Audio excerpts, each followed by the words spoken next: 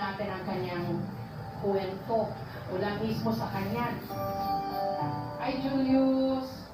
Magandang araw po sa iyo. Kamusta ka na? Ito, ayos na po sa iyo. Bakit pa namin pasok po? Magandang tanghali po.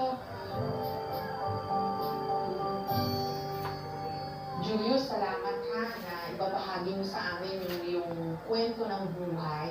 Na tama ba yung sabi ko, daig ako kahit na anong Korean drama? Parang gano'n nga.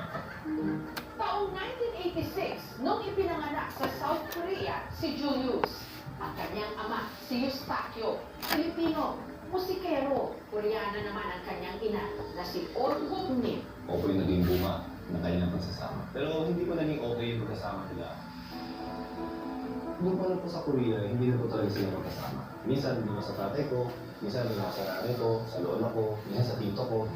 Hanggang taong 1993, kinailangan na raw umuwi ng Pilipinas ang kanyang tatay Eustaquio. So naisip nila natin, hindi doon na lang sa tatay.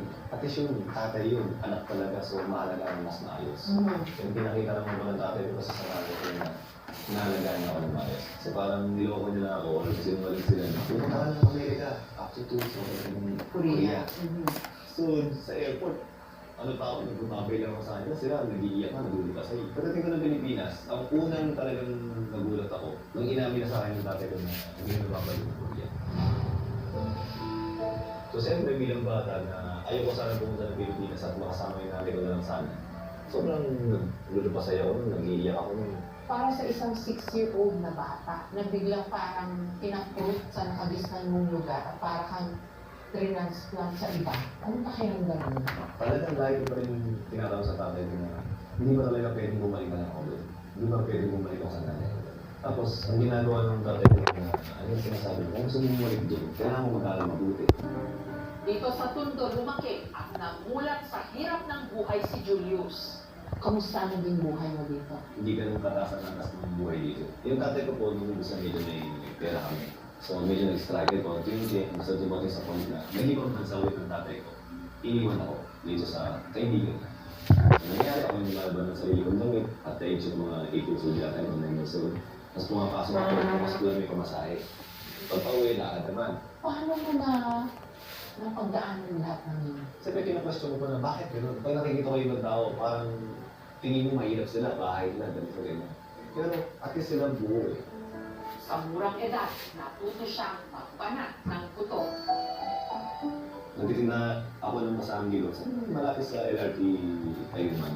Yung mga retaso. Ako mga retaso. Binibili ko ng tatay ko 4 kilo. Tapos iliretaso ko yun. May panahon na ano na parang nahabol ko yung isang bibili. Ayun pala meron pala isang jeep na parating. Narinig yung sigaw ng tatay ko. Iba lang ang nanay. Iba po ang nanay ko. Pero yung mahal kayong pareho sabay. Malayo po kasi ang age gap namin.